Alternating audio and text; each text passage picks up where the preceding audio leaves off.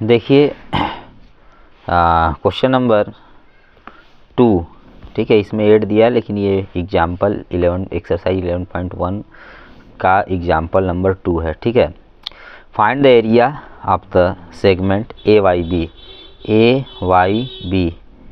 ठीक है, ये सेगमेंट है जो डी शेप का है, इसका एरिया फाइंड करना है, फिगर में दिया रहे। If radius of the circle is 21 centimetre, ये जो सर्कल इसका रेडियस 21 सेंटीमीटर है, and angle A O B 120 degree है, पाई का वैल्यू यूज करना 22/7। तो आइए इसको मैं सॉल्व करके दिखाता हूँ। तो देखिए सबसे पहले मैं लिख देता हूँ गिवन में क्या क्या है। तो गिवन में देखिए क्या है आपका, गिवन में है थीटा की वैल्यू 120 डिग्री है, सेंटर पर जो बन रहा है, रेडियस आपका 21 सेंटीमीटर है। ठीक है, अच्छा इतना हो गया। सबसे पहले मुझे इस सेगमेंट का एरिया निकालना, मैं इसको शेड कर देता हूँ। ठीक, इसका एरिया हमें फाइंड करना है। तो सेगमेंट का एरिया फाइंड करना है, ये कैसे फाइंड होगा? तो इसको फाइंड करने के लिए सबसे पहले हम इस सेक्टर का एरिया निकालेंगे। ठीक, फिर उस सेक्टर के एरिया में से मैं इस ट्रायंगल के एरिया को माइनस करूँगा, तो हमें जो है पता चल जाएगा क्या, सेगमेंट का एरिया। तो आइए शुरू करते हैं। ये देखिए ये ट्रायंगल है, पहले ट्रायंगल का ही निकाल लेता हूँ। ये ट्रायंगल है, ये 21 है, ये भी साइड 21 है, इसका मतलब आइसोसेलेस ट्रायंगल है। आइसोसेलेस है, दोनों साइड इक्वल हैं।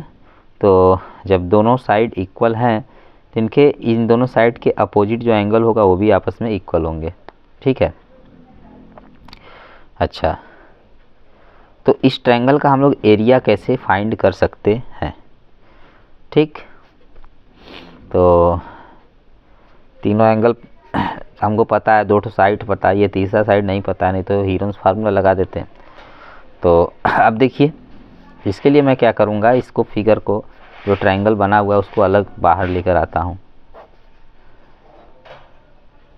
ठीक है, बड़ा थोड़ा बन गया। मान लीजिए यही ट्रायंगल है ए बी ओ, यहाँ 120 डिग्री है, ये 21 सेंटीमीटर, ये भी 21 सेंटीमीटर। अब देखिए हम लोग जानते हैं कि सर्कल से जो परपेंडिकुलर डाला जाता है, ये कॉर्ड है आपका ए बी, मतलब ए बी जो है इस ट्रायंगल का साइड है। सर्कल के सेंटर से जो कॉर्ड जो मतलब परपेंडिकुलर ड्रॉ किया जाता है, ये आपका 120 डिग्री है, परपेंडिकुलर ड्रॉ किया जाता है, वो इस कॉर्ड को बाइसेक्ट करता है। तो ये आपका ड्रॉ किए, ये इसको क्या कर रहा है, बाइसेक्ट। देखिए यहाँ पर मैंने ड्रॉ कर दिया, इसको मान लिया मैं पॉइंट डी है। ठीक है, यहाँ पर परपेंडिकुलर ड्रॉ किया, तो बाइसेक्ट मतलब ये जितना AD है उतना ही BD भी होगा। ठीक है, जितना AD उतना BD भी होगा। अच्छा, इतना क्लियर हो गया। तो अब देखिए ये 21 है, ये 21 है, तो ये AD कितना है, DB कितना है, हमको तो पता है नहीं। ठीक है, कोई बात नहीं। तो यहाँ पर ये एंगल 120 बन रहा है, ये एंगल कितना 120। इसका मतलब जब आइसोसेलेस ट्रायंगल है तो इसके सामने वाला और इसके सामने वाला एंगल दोनों इक्वल होंगे। ये मान लीजिए x है, ये मान लीजिए x है। तो अब देखिए, तो मैं इन दोनों एंगल का वैल्यू फाइंड करता हूँ फ्रॉम ट्रायंगल, नाम है OAB। ठीक है, तो इन तीनों एंगल का सम कितना होगा 180, 120 x प्लस x,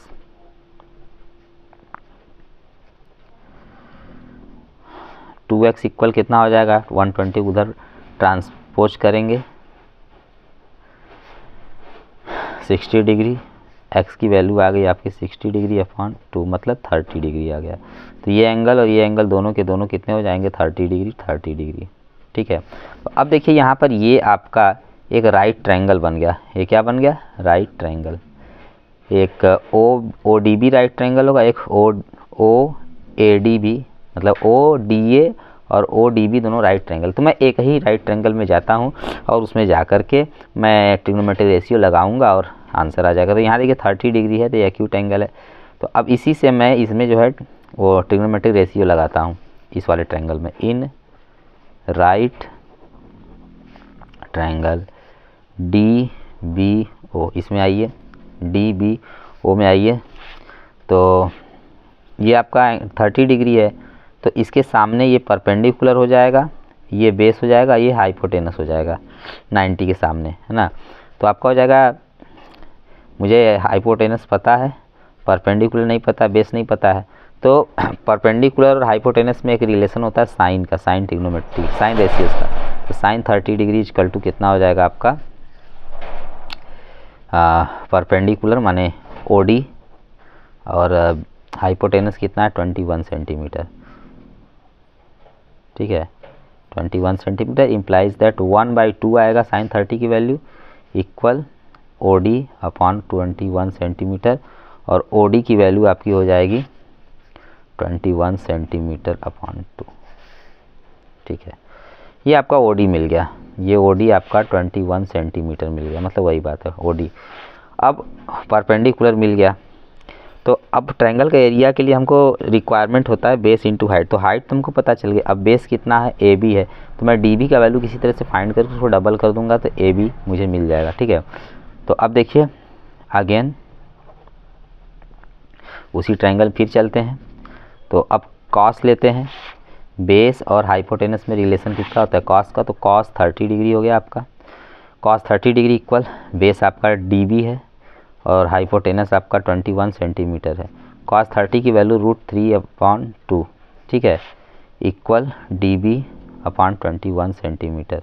मतलब DB की वैल्यू कितनी हो गई आपकी, क्रॉस मल्टीप्लाई के 21 √3 सेंटीमीटर अपॉन 2, ये आपका DB का वैल्यू मिल गया, ठीक है। तो मुझे बेस और परपेंडिकुलर दोनों ही पता चल गया। अब AB का वैल्यू कितना हो जाएगा, AB को वैल्यू जो होगा मैं DB का डबल कर दूंगा, तो 2 × 21 √3 × √3 सेंटीमीटर अपॉन 2 कैंसिल 21 √3 सेंटीमीटर आ गया। AB की वैल्यू आपकी तो ये बेस मिल गया और मेरा परपेंडिकुलर मतलब हाइट भी मिल गया OD, ठीक है।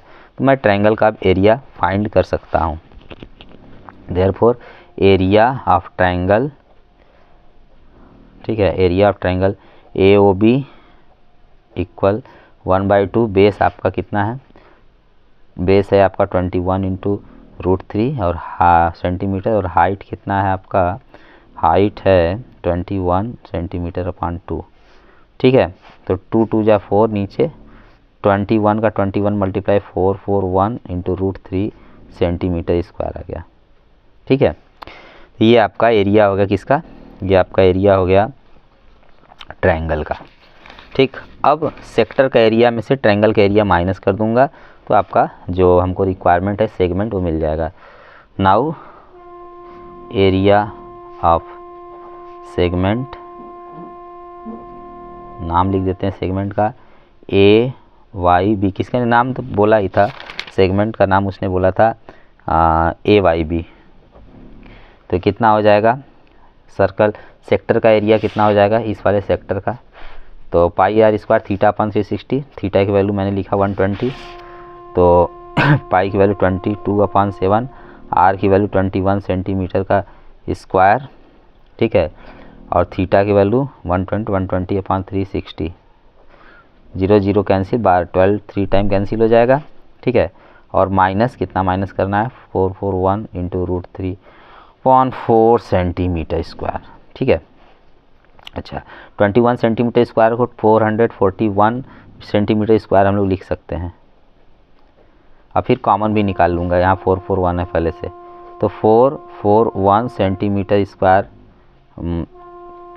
इधर ही मैं कर देता हूँ 441 और बाहर सेंटीमीटर स्क्वायर में लिख देता हूँ, ठीक है। यूनिट ये हो गया आपका, अंदर क्या बचा 22/7 और ये 3 टाइम कैंसिल हुआ × 1/3 माइनस √3/4। अब इसका कैलकुलेशन थोड़ा करेंगे हम लोग, ठीक है, इसका हम लोग थोड़ा कैलकुलेशन करेंगे तो देखिए कितना आता है ये।